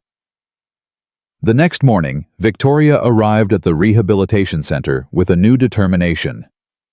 I need to talk to you, she told Dr. Chen before the session started, about what's been holding me back. I'm listening. Victoria took a deep breath. I've been afraid of success because I don't think I deserve it. I spent 2 years being cruel, pushing people away, destroying relationships. Part of me believes I should be punished for that I should stay in this chair as penance for the person I became. Dr. Chen nodded slowly. And now I realize that staying broken isn't penance, it's cowardice. It's easier to be a victim than to take responsibility for my own healing, and I'm done being a coward. What do you want to do about it? Victoria looked at the parallel bars, then at the walker sitting in the corner, then at the open space of the rehabilitation center. I want to walk without the bars, she said. Today, right now. I want to prove to myself that I can do it. Victoria, I know it's not part of the protocol. I know I'm supposed to build up gradually, but Dr. Chen, I've been building up for 6 months. My body is ready. My mind was the problem, and now my mind is ready too. Victoria met his eyes. Please, let me try. Dr. Chen studied her for a long moment. Then he walked to the corner and retrieved the walker. Not without the walker, he said. Not yet, but I'll make you a deal. Take 20 steps with the walker across the room and back, and then we'll talk about what comes next. 20 steps isn't enough. I can already do. You can do 5 steps with the walker before your legs give out. I want 20, continuous, no stopping.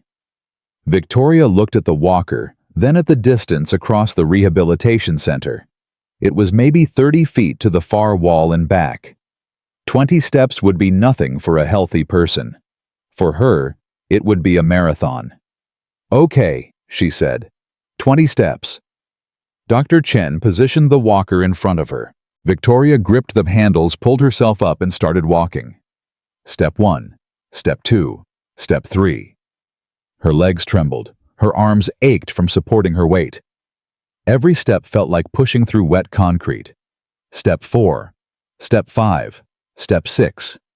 She was already past her previous limit. Her body screamed at her to stop, to rest, to sink back into the wheelchair, and accept that this was as good as it would ever get.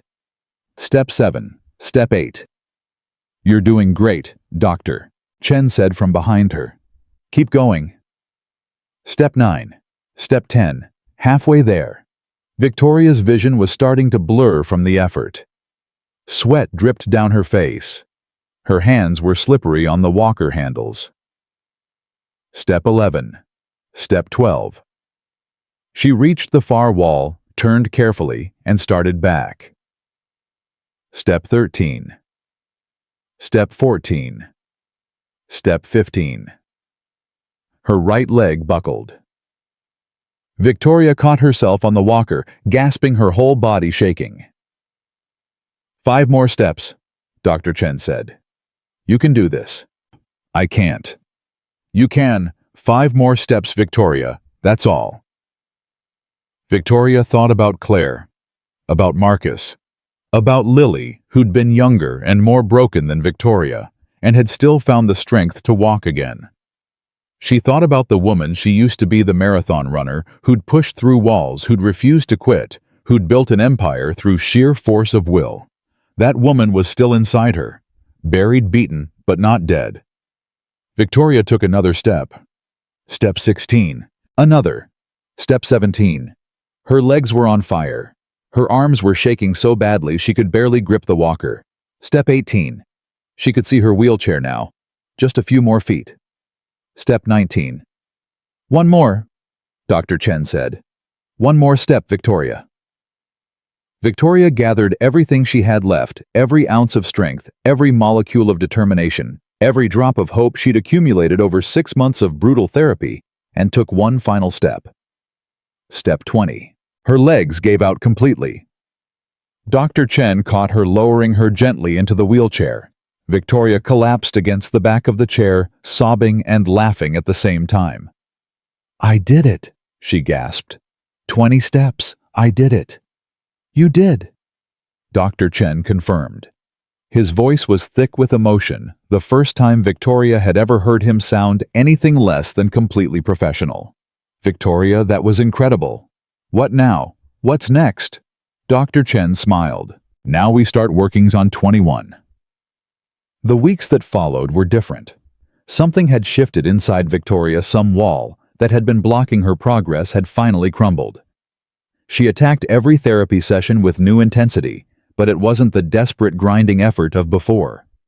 It was focused, purposeful, driven by something deeper than fear. 21 steps became 25, 25 became 30. By the end of month 7, Victoria was walking 50 steps with the walker without stopping. I want to try the cane, she told Dr. Chen. Are you sure the cane provides much less support than? I'm sure. The first attempt with the cane was a disaster. Victoria made it 3 steps before her legs buckled, and Dr. Chen had to catch her. But she tried again, and again, and again. By the end of month 8, she was walking across the rehabilitation center with nothing but a cane and her own determination. I want to show Claire, Victoria said after one particularly successful session. I want her to see me walk. She's seen you walk dozens of times. With the walker. With the parallel bars. With you standing right behind me, ready to catch me. I want her to see me walk on my own, really walk. Dr. Chen considered for a moment. Next week, if you can walk 30 feet with the cane without stopping, we'll arrange a demonstration for Claire. Victoria trained for that demonstration like she'd trained for her first marathon. Every session focused on distance, stability, confidence. She visualized the moment over and over Claire's face when she saw her mother walking, really walking for the first time in over 2 years. The day arrived. Claire came to the rehabilitation center after school, nervous and excited. Dr. Chen positioned her at one end of the room, Victoria at the other. Mom, are you sure about this? Claire asked. You don't have to prove anything to me. I'm not proving anything to you, Victoria replied. I'm proving it to myself. She gripped her cane, took a deep breath, and started walking. Step by step, one foot in front of the other. Her legs trembled, but held. Her balance wavered, but steadied. The distance that had seemed impossible 6 months ago now felt almost manageable. Halfway across the room, Victoria looked up and saw Claire crying. Don't cry, Victoria called out, her voice shaking. I'm not done yet. I can't help it, Claire sobbed. Mom, you're walking. You're really walking. Victoria kept going. 20 feet, 25, 30. She reached her daughter and wrapped her arms around her, the cane clattering to the floor as they embraced. I did it, Victoria whispered into Claire's hair. I told you I'd come back to you. You did. Claire was crying so hard she could barely speak. God, Mom, you did. They stood there for a long time, mother and daughter holding each other in the middle of a rehabilitation center while Dr. Chen quietly wiped his eyes in the corner. That night, Victoria called Marcus. "I walked 30 feet with a cane today," she said. "Claire was there. She watched me do it." Marcus was quiet for a moment. When he spoke, his voice was rough with emotion. "I knew you could do it," he said. "From the first day you rolled into my shop, I knew you had it in you. You didn't know anything about me. I was horrible to you. I knew the horror was a mask. I knew there was someone real underneath all that anger. Someone who'd been hurt so badly she'd forgotten how to be human." Marcus paused. "I'm glad she found her way back. She found her way back because of you. Because you believed in me when I couldn't believe in myself." "Victoria, I didn't do anything. I fixed your car. I gave you a phone number. Everything else, all the hard work, all the pain, all the progress, that was you. But you started it. You looked at me, this cruel, bitter woman who'd treated you like dirt, and you saw someone worth saving. Why?" Marcus was quiet for a long time. "Because Lily's mother did the same for me once," he finally said. "After her diagnosis, after we knew she was dying, I shut down. I pushed everyone away. I became someone I didn't recognize. And Sarah, my wife, she never gave up on me. Even when I was at my worst, she kept believing I'd find my way back." She sounds incredible. She was. She died 3 years ago, and not a day goes by that I don't miss her. But she taught me something that I've tried to live by ever since. What's that? That people aren't defined by their worst moments.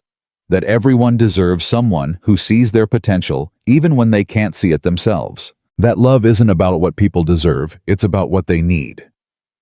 Victoria felt tears streaming down her face. "Marcus, I don't know how to thank you for everything."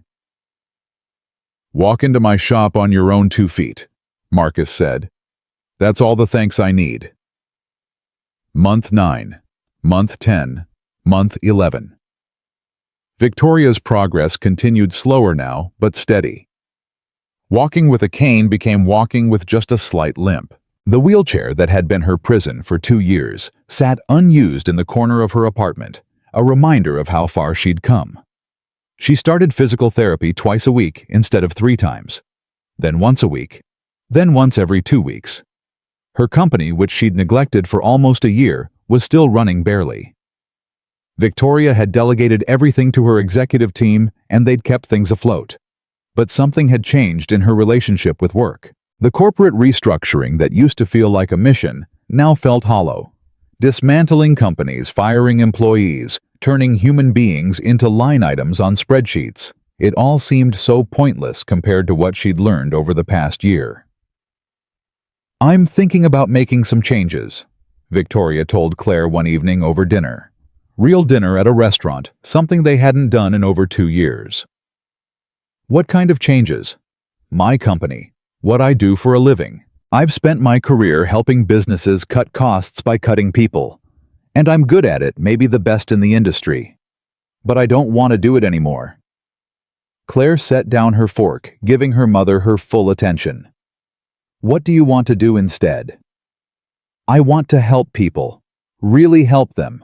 Not just make shareholders richer by making workers poorer." Victoria paused, gathering her thoughts.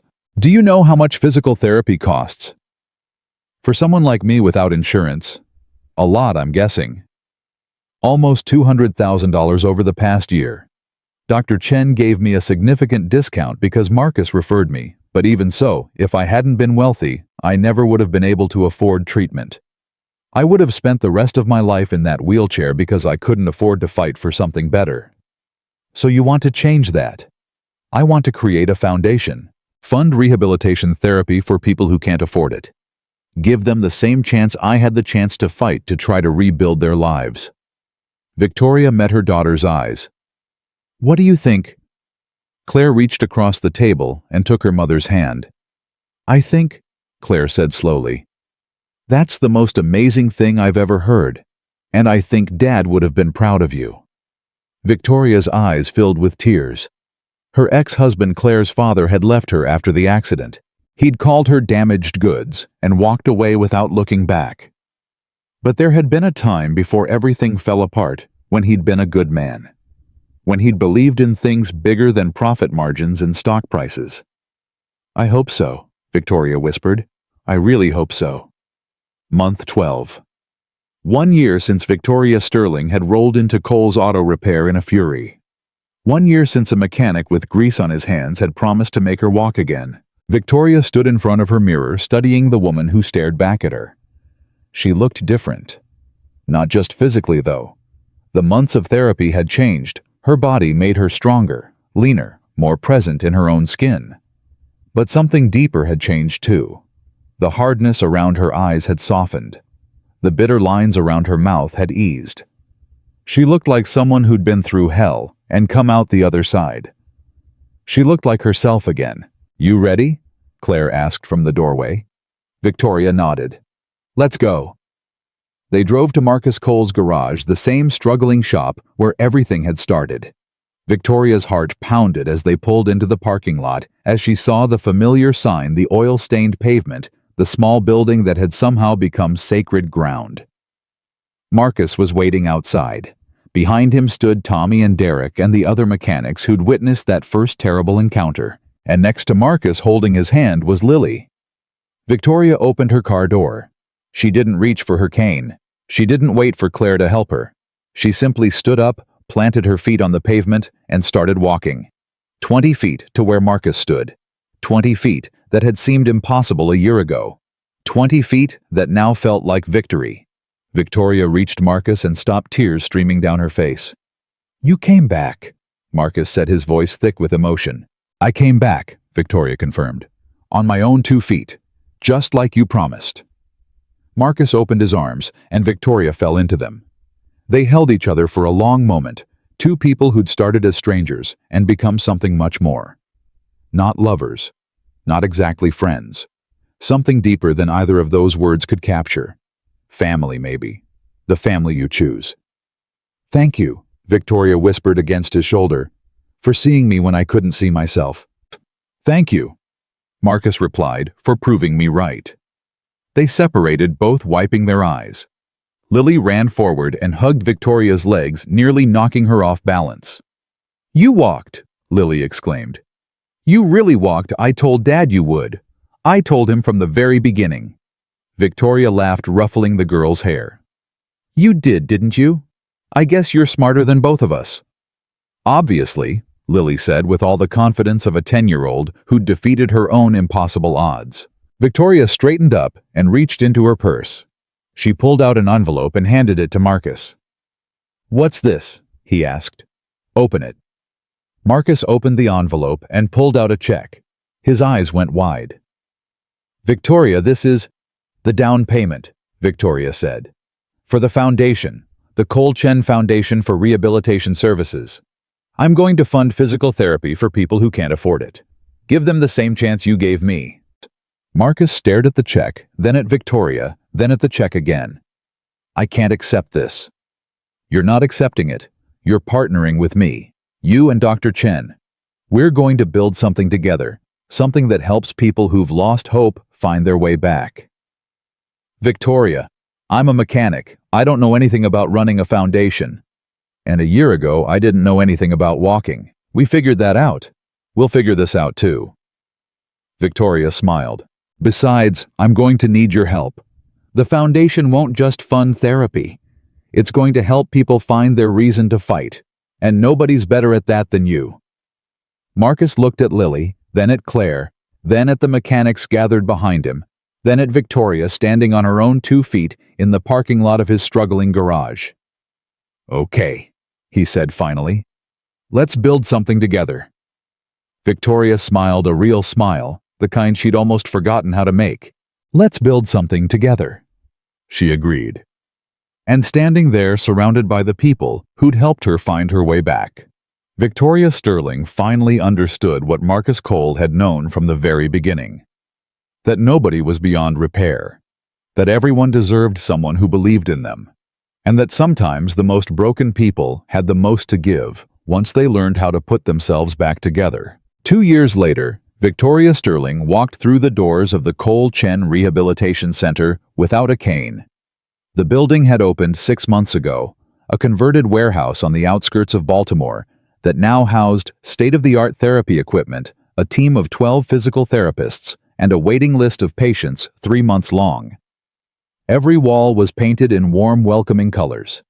Every room was designed to feel like hope instead of hospital. And above the main entrance, etched in bronze letters, were the words that had changed Victoria's life. Nobody is beyond repair. Mrs. Sterling. A young receptionist looked up as Victoria entered. Mr. Cole is waiting for you in the East Wing. He said to tell you it's important. Victoria nodded and made her way through the facility, greeting staff members and patients by name as she passed. She knew every person in this building had made it her mission to know them, to understand their stories, to remind them that she'd once been exactly where they were now. She found Marcus in the East Wing therapy room, standing with Dr. Chen and a young man in a wheelchair. The young man looked up as Victoria approached, and she recognized the expression on his face immediately. Anger, bitterness, hopelessness. The same expression she'd worn when she'd rolled into Marcus's garage 3 years ago. Victoria, Marcus said. This is Daniel. He's new. I can see that. Victoria walked over and crouched down in front of Daniel's wheelchair, meeting his eyes at his level. How long since your accident? 8 months. Daniel's voice was flat, dead. Motorcycle crash. Drunk driver ran me off the road. Doctors say I'll never walk again. That's what they told me too. Daniel's eyes flickered with something, surprise maybe, or the faintest spark of interest. You were in a wheelchair. For almost 3 years. I couldn't feel my legs, couldn't move my toes, couldn't do anything except sit in that chair and hate everyone around me. Victoria smiled slightly. I was really good at the hating part. So what happened? I met a mechanic who refused to give up on me. Victoria glanced at Marcus, then back at Daniel. He made me a promise that seemed impossible. And then I spent a year of my life proving that impossible things can happen if you're willing to fight for them. Daniel shook his head, the brief spark of interest already fading. That's a nice story. But you're not me. You don't know what I'm going through. You're right. I don't know your specific pain. But I know what it feels like to wake up every morning and wish you hadn't. I know what it feels like to look at your legs and see nothing but failure. I know what it feels like to push away everyone who tries to help, because accepting help means admitting you're broken. Daniel's jaw tightened. Then you know it's pointless. You know that all the therapy in the world won't change the fact that my life is over. Your life isn't over, Victoria said firmly. It's different, and different isn't the same as over. Easy for you to say. You're standing on your own 2 feet. I am. But 2 years ago, I was exactly where you are. Sitting in a wheelchair, convinced that everything good was behind me. Convinced that there was no point in trying, because trying meant risking failure. Victoria paused, choosing her next words carefully. Daniel, I'm not going to tell you that therapy will definitely work. I'm not going to promise you'll walk again. What I'm going to tell you is that not trying guarantees you'll stay exactly where you are. And is that what you want? To spend the rest of your life wondering what might have been? Daniel was quiet for a long moment. When he finally spoke, his voice was barely audible. I'm scared. Good. Victoria stood up. Being scared means you still have something to fight for. That's not weakness. That's the first step toward strength. She looked at Dr. Chen, who nodded. Daniel, doctor. Chen said, I'd like to start with an assessment, just like I did with Victoria 3 years ago. We'll figure out what your body can do, what it can't do, and what we might be able to change. No promises, no guarantees, just possibility. And if I fail? Daniel asked. Then you fail knowing you gave everything you had, Victoria replied. But Daniel, I didn't fail, and I don't think you will either. Daniel looked at Victoria, at Marcus, at Dr. Chen, 3 people who believed in him before he'd given them any reason to. 3 people who saw something in him that he couldn't see in himself. Okay, he said finally. I'll try. Victoria smiled. That's all anyone can ask. She left Daniel with Dr. Chen and walked with Marcus to the observation deck overlooking the main therapy floor. Below them, a dozen patients worked through their exercises, some in wheelchairs, some with walkers, some with canes, some standing on their own 2 feet for the first time in months or years. He's going to be okay, Marcus said, watching Daniel's wheelchair disappear down the hallway. I can see it in him. The fight. I saw it too. Victoria leaned against the railing. It's strange, isn't it, seeing yourself in someone else's eyes? Remembering what it felt like to be that broken, that hopeless. You were never hopeless. Just lost. There's a difference. There's all the difference in the world. Marcus turned to face her. Hopeless means there's nothing left. Lost means you just haven't found your way yet. You were always going to find your way, Victoria. I just helped point you in the right direction. Victoria was quiet for a moment, watching the patients below. A woman in her 60s was taking her first steps with a walker, her face a mixture of terror and determination. A teenage boy was learning to balance on parallel bars, his mother crying quietly in the corner. A middle-aged man was doing leg lifts on a therapy table, his jaw clenched with effort. How many people have we helped now? Victoria asked. 217 patients since we opened, 43 walking independently, 89 walking with assistance, the rest still in treatment. And how many couldn't afford it without the foundation? All of them. Marcus smiled. That was kind of the point. Victoria felt tears prickling at her eyes. 217 people who'd been given a second chance. 217 families who'd been given hope. All because a mechanic had refused to let her drive away in a car with broken brake lines. I keep thinking about that day, Victoria said. The day I rolled into your garage. I was so horrible to you, Marcus. I threw a key at your chest. I called you a scammer. I treated you like you were nothing. I remember. Why didn't you just let me leave? Why didn't you just fix the belt and send me on my way? Nobody would have blamed you. I certainly gave you every reason to. Marcus was quiet for a long moment, staring down at the therapy floor below. My wife asked me the same question once, he finally said. After Lily's accident, after everything fell apart, she asked me why I kept fighting when giving up would have been so much easier. What did you tell her? I told her that I couldn't save her, that no matter how hard I tried, no matter how much I wanted to, I couldn't fix what was broken inside her body. Marcus's voice grew thick with emotion. But I could save other people. I could fix things for strangers that I couldn't fix for the woman I loved. And maybe if I saved enough people, if I fixed enough broken things, it would mean something. It would mean her life mattered. Victoria reached out and took Marcus's hand. Her life mattered, Victoria said quietly. Because of her, you became the man who saved me. And because you saved me, we built this place. And because of this place, 217 people have second chances. That's Sarah's legacy, Marcus. That's what her life meant. Marcus wiped his eyes with his free hand. She would have liked you, he said. Once you stopped being terrible, I mean. Victoria laughed through her tears. I hope so. I hope I would have liked her too. They stood together in comfortable silence, watching the patients below continue their work, fighting their battles, finding their way back. There's something I need to tell you, Marcus said finally. What? I got an offer last week, a job offer. Big automotive company wants to bring me on as a consultant. 6 figures, full benefits, the whole package. Victoria felt her heart clench. That's amazing, Marcus. Congratulations. I turned it down. What? Why? Marcus turned to face her, his expression serious. Because my work here isn't finished. Because every day someone like Daniel walks through those doors and they need someone to believe in them.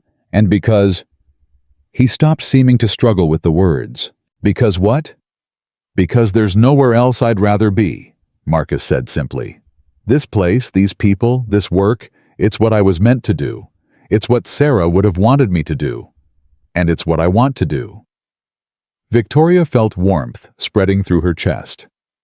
"I'm glad," she said. "Really glad. There's one more thing." "What?" Marcus reached into his pocket and pulled out a small velvet box. Victoria's breath caught in her throat. "This isn't what you think," Marcus said quickly, seeing her expression. That's not what this is." "Then what is it?" Marcus opened the box. Inside was a simple silver ring, engraved with the words, "Nobody is beyond repair." "It was Sarah's idea," Marcus explained.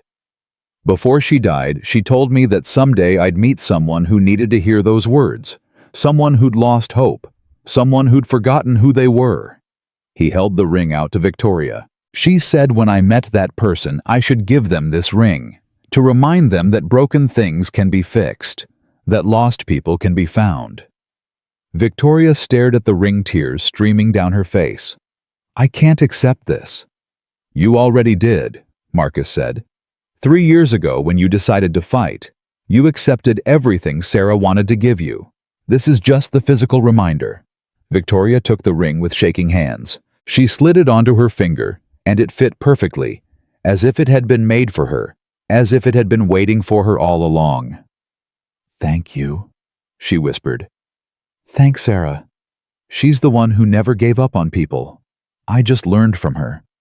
That evening, Victoria drove to Claire's apartment. Her daughter had graduated from college 6 months ago and was now working as a physical therapist at the Cole Chen Center. She'd chosen the profession after watching her mother's recovery, after seeing what was possible when someone refused to give up. "Mom!" Claire hugged her at the door. "I wasn't expecting you tonight." "I know. I just wanted to see you." They sat together on Claire's small balcony watching the sun set over Baltimore. Victoria told her about Daniel, about the conversation with Marcus, about the ring now resting on her finger. "That's beautiful," Claire said, examining the engraving. "Nobody is beyond repair. I remember when you first told me about Marcus saying that. I didn't believe it then." "Neither did I. But now..."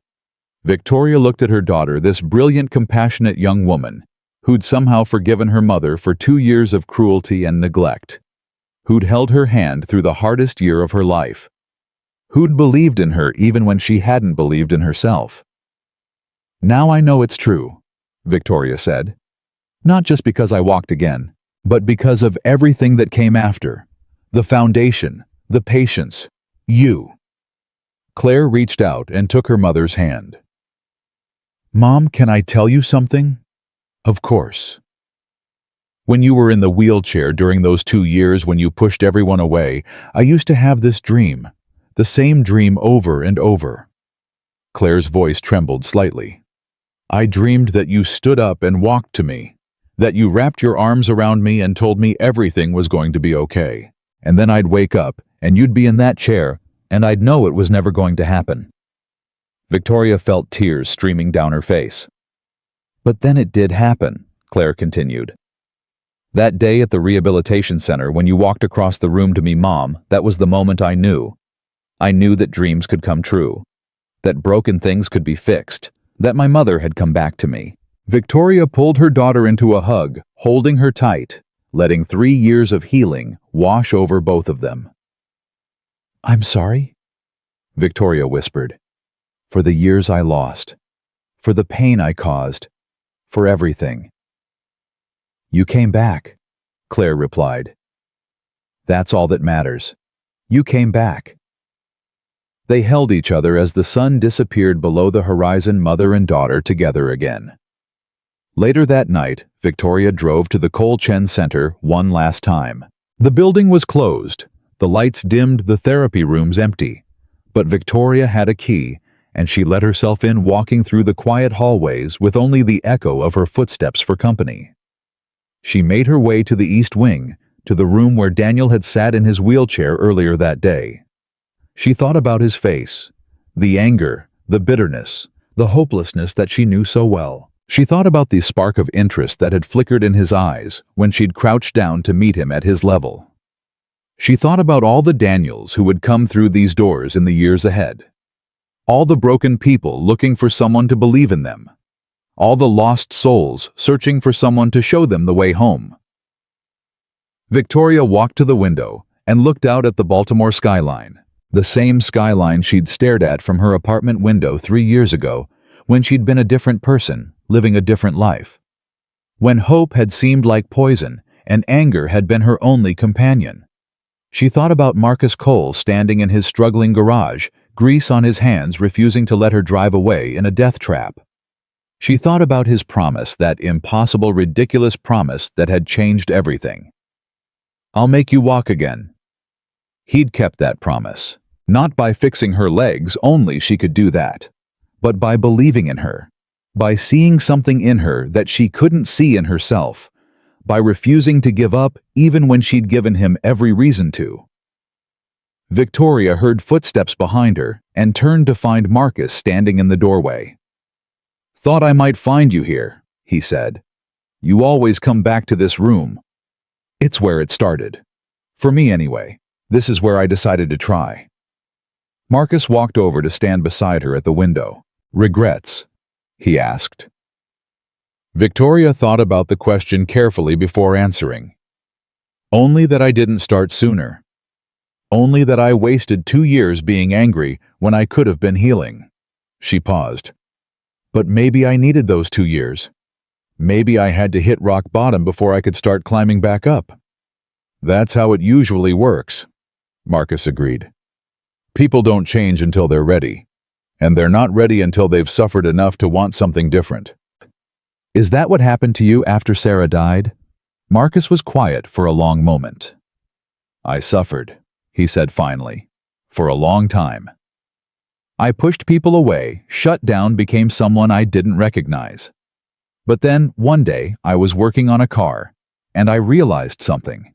I realized that fixing things was the only thing that made sense. That every engine I repaired, every brake line, I replaced, every broken machine I put back together, it was all a way of fighting back. Against death, against loss, against the randomness of a universe that takes people without warning or reason. And that's why you helped me. That's why I help everyone." Marcus turned to face her. "Victoria, when you rolled into my shop 3 years ago, I didn't see a cruel woman in a wheelchair. I saw someone who was broken, someone who was lost, someone who needed to be fixed. And fixing people, that's what I do. It's the only thing I know how to do." Victoria reached out and took his hand. "You do it well," she said. "Better than anyone I've ever known." They stood together in silence, two people who'd found each other in the wreckage of their separate catastrophes and built something beautiful from the pieces. "What happens now?" Marcus asked. "Now we keep going," Victoria replied. "We keep helping people, keep building the foundation, keep proving that nobody is beyond repair. And us."